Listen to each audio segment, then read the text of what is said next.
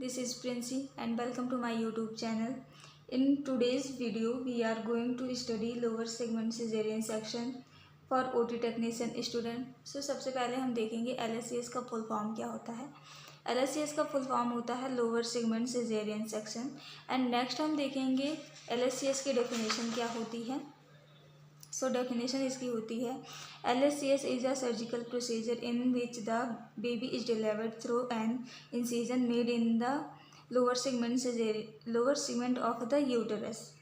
सो LSCS क्या होता है. LSCS एक ऐसी शल्य प्रक्रिया है जिसमें बच्चे का जन्म माँ के गर्भाशय के निचले भाग में इंसिजन या चीरा लगा के कराया जाता है. अब हम इसे आसान भाषा में समझे तो सामान्यतः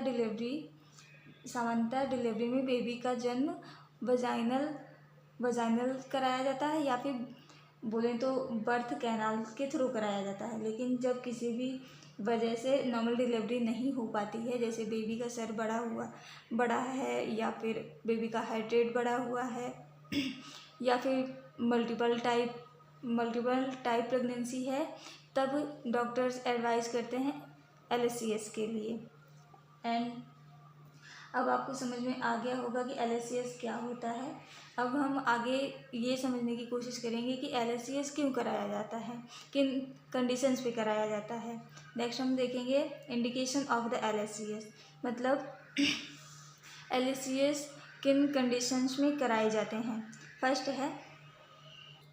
फर्स्ट है सेफेलोपेल्विस डिस्प्रोपोर्शन, इसे शॉर्ट फॉर्म में CPD भी बोलते हैं. इसमें क्या होता है, इसमें ये होता है कि बच्चे का सर माँ की पेल्विस की तुलना में बड़ा होता है, जिससे कि नॉर्मल डिलीवरी कराना पॉसिबल नहीं होता है.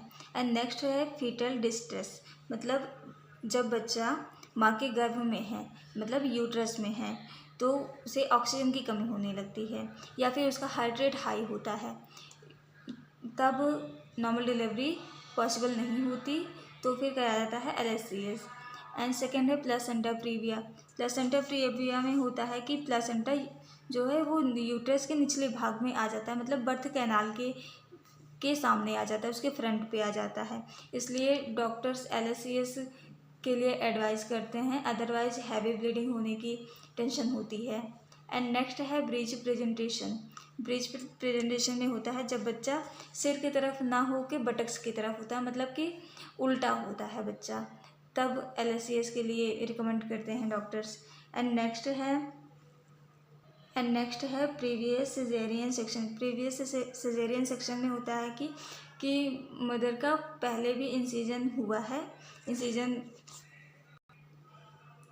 मतलब पहले भी सिजेरियन सेक्शन हो चुकी है और नॉर्मल डिलीवरी सेफ़ नहीं है, तब LSCS के लिए रिकमेंड किया जाता है.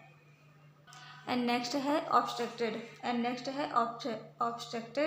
लेबर, मतलब कि मदर को लेबर पेन स्टार्ट हो चुका है लेकिन बच्चा बाहर नहीं आ रहा, तो ये एक रीज़न होता है LSCS कराने का. एंड नेक्स्ट है मल्टीपल प्रेगनेंसी.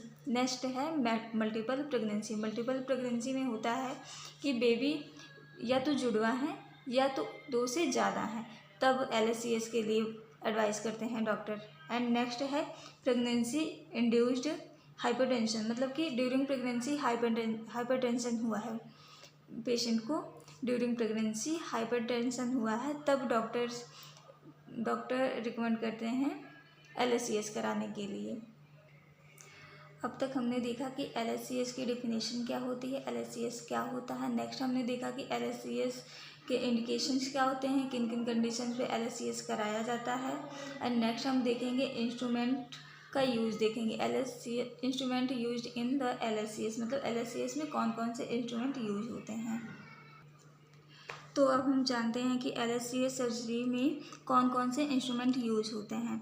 तो LSCS प्रत्येक इंस्ट्रूमेंट के अपने अलग अलग काम होते हैं. तो कुछ इंस्ट्रूमेंट जो होते हैं वो कट लगाने के लिए यूज़ किया जाता है, कुछ इंस्ट्रूमेंट को टिश्यू होल्ड करने के लिए यूज करते हैं, कुछ ब्लड वेसल्स को क्लैम्प करने के लिए यूज करते हैं, एंड कुछ हैं जिनको हम सूचरिंग के लिए यूज करते हैं. एंड नेक्स्ट फर्स्ट हम देखेंगे स्काल्पेल हैंडल, नंबर 3 और उसके साथ ब्लेड यूज होता है 10 या 12 नंबर की ब्लेड यूज करेंगे।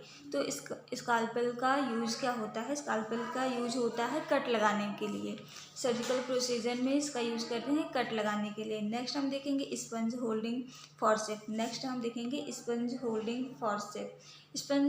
स्पंज होल्डिंग फॉरसेप्स का काम होता है गॉज पीस और स्पंज को होल्ड करने में। सर्जिकल प्रोसीजर के टाइम पे गॉज पीस और स्पंज को होल्ड करने में यूज करते हैं और इसका काम होता है क्लीन करना। एंड नेक्स्ट है आर्टरी फॉरसेप्स। आर्टरी फॉरसेप्स का काम होता है ब्लड वेसल्स को क्लैंप करना जिससे कि ब्लीडिंग कंट्रोल की जा सके। एंड नेक्स्ट है एलिस फॉरसेप्स का काम होता है टिश्यू को होल्ड करना। सर्जिकल प्रोसीजर के टाइम पे वो टिश्यू को होल्ड करता है। नेक्स्ट है Babcock forceps. During surgical procedure में बैबकॉक का यूज होता है टिश्यू को होल्ड करना। लेकिन ये सॉफ्ट टिश्यू को होल्ड करेगा। आर्टरी फॉरसेप्स का भी काम होता है टिश्यू को होल्ड करना, बट एलिस फॉरसेप्स का काम होता है सॉफ्ट टिश्यू को होल्ड करना। बैबकॉक फॉरसेप्स का काम होता है सॉफ्ट टिश्यू को होल्ड करना। नेक्स्ट हम देखेंगे मायो सीजर का काम होता है हार्ड टिश्यू को होल्ड करना। एंड नेक्स्ट हम देखेंगे निडल होल्डर का काम होता है सूचरिंग के टाइम पे। ड्यूरिंग प्रोसीजर सूचरिंग के टाइम पे निडल को होल्ड करता है निडल होल्डर। नेक्स्ट हम देखेंगे green Armitage forceps. During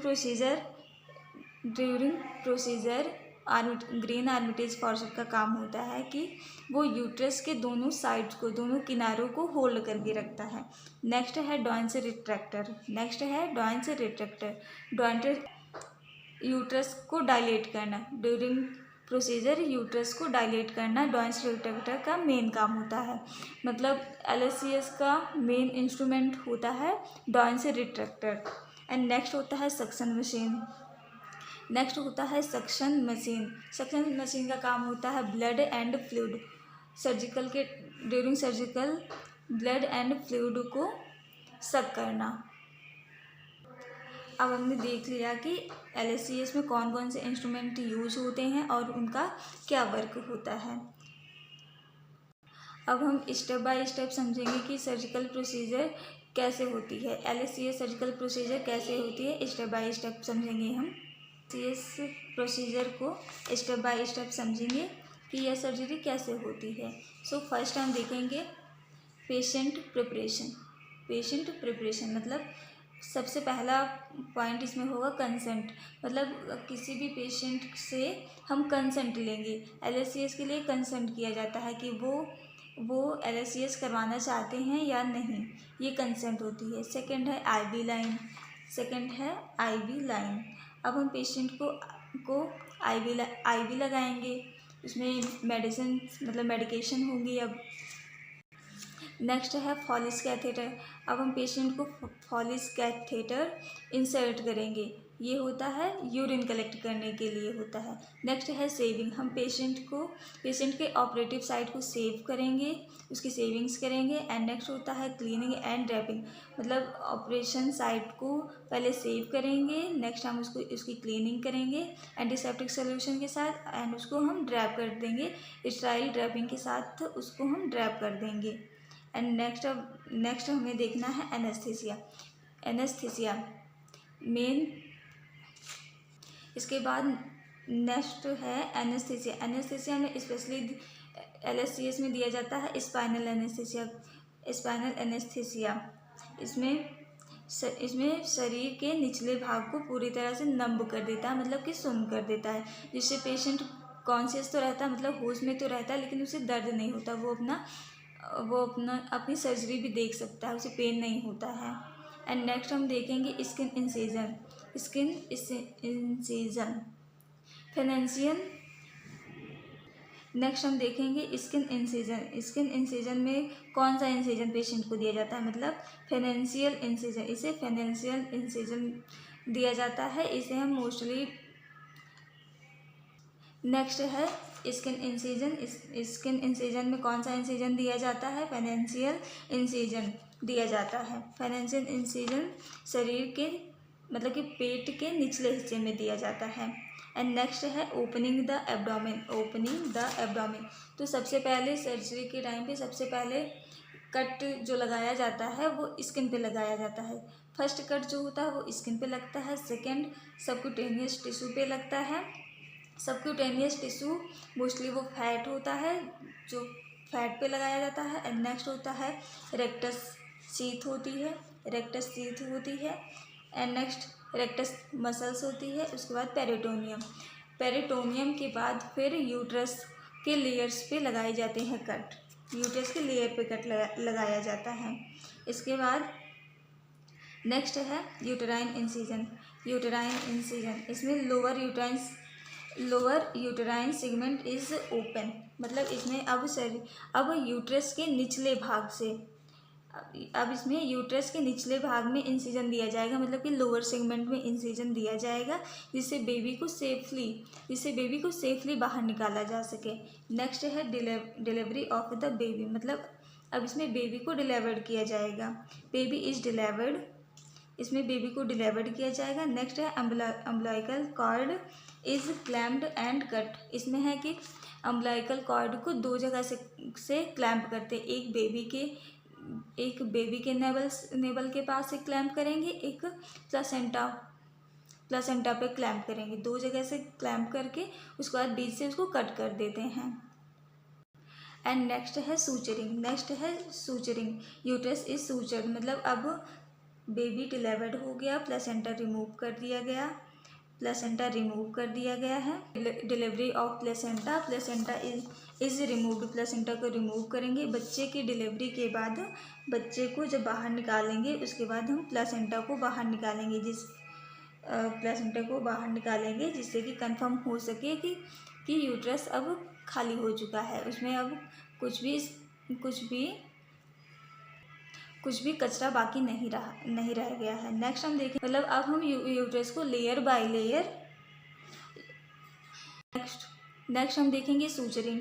uterus is सूचर्ड, अब यूट्रस को सूचरिंग करेंगे। Abdomen is close layer by layer, अब एब्डोमेन को लेयर बाय लेयर, एक लेयर जितनी लेयर कट हुई थी अब एक लेयर करके उसे हम सूचरिंग करेंगे। उसकी सूचरिंग के बाद अब लास्ट में हम उसकी ड्रेसिंग करेंगे एंड पेशेंट को अब रिकवरी रूम में भेज देंगे। अब हमें आगे देखना है कि ओटी टेक्नीशियन का क्या रोल होता है ओटी रूम में। सो फर्स्ट देखेंगे prepare OT.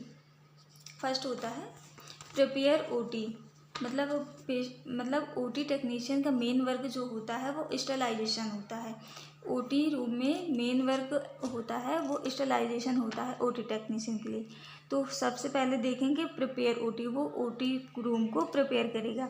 Next arrange instrument, उसका नेक्स्ट काम जो होगा इंस्ट्रूमेंट को अरेंज करना, इंस्ट्रूमेंट को स्टाइल करना, उन्हें क्रम बाय क्रम लगाना है, उसको अरेंज करना है। एंड चेक स्टेरिलिटी, मतलब कि वो रूम के स्टेरिलिटी को देखेगा कि रूम पूरी तरह से क्लीन है या नहीं, स्टाइल है या नहीं। नेक्स्ट हमारा काम क्या होता है ओटी टेक्नीशियन का, असिस्ट सर्जन, मतलब ड्यूरिंग प्रोसीजर हमें ये देखना होता है, मतलब सर्जन को असिस्ट कराना होता है। मतलब हम आसान भाषा में समझें कि एक ओटी टेक्नीशियन का ओटी रूम में क्या काम होता है। तो ओटी रूम में एक ओटी टेक्नीशियन का काम होता है ओटी को प्रिपेयर करना, इंस्ट्रूमेंट को स्टाइल करना और उसको स्टाइल करना, रखना और सर्जन को असिस्ट करना होता है। और प्रोसीजर ख़त्म होने के बाद इंस्ट्रूमेंट और गॉज पीसेस को काउंट करके उसको इकट्ठे रखना, ये भी काम ओटी टेक्नीशियन का ही होता है। एंड नेक्स्ट होता है प्रिपेयर सूचर्स, मतलब सूचर्स को प्रिपेयर करना। मेंटेन सेप्टिक टेक्निक्स, मतलब कि सेप्टिक टेक्निक्स मतलब वही हुआ कि स्टरलाइजेशन का पूरी तरह से ख्याल रखना। एंड नेक्स्ट अब हम देखेंगे कॉम्प्लिकेशन। सीएस LSS से क्या क्या कॉम्प्लिकेशन हो सकती हैं। फर्स्ट है bleeding, second infection, injury to bladder, wound infection and deep vein thrombosis. माना कि LSCS सुरक्षित सर्जरी होती है, लेकिन कभी कभी ऑपरेटिव साइट को अच्छे से क्लीन ना करने की वजह से उनमें इन्फेक्शन हो जाता है, जिससे उसमें पस भी कलेक्ट हो जाते हैं, उसे हैवी ब्लीडिंग भी हो सकती है। इस वजह से सूचरिंग साइट का ध्यान रखना चाहिए। ऐसी कंडीशन में कई बार पेशेंट को खुद से सूचरिंग साइट की केयर करना बहुत ज़रूरी होता है।